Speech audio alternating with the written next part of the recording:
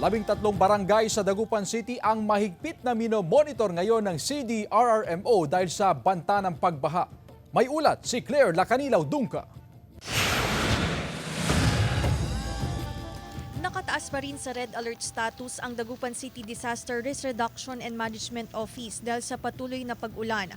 13 low-lying barangays ang binabantayan ng CDRRMO. Ang pinaka-concern namin ngayon is yung itong mga barangays along the Sinukalan Pantal kasi medyo tumataas na rin yung water level sa Sinukalan Pantal at ito ay possible na mag-overspill sa mga karatig na barangays. 9 na pamilya mula sa Barangay Maluwad ang inilikas dahil sa pagbaha. Kasi po, para ma-prevent po yung mga bata, kasi may sugat yung mga apo ko. Siyempre, pagka lusong sila ng lusong, alam nyo naman ngayon yung may sakit na leptospirosis. Kaya ayaw ko namang makuha yung mga bata.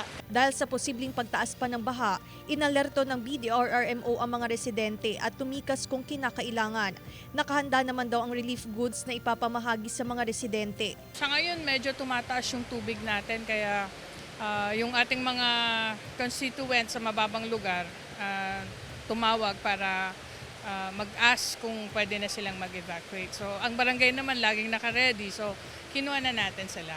Patuloy ang koordinasyon ng CDRRMO sa mga BDRRMO upang mabantayan ang sitwasyon.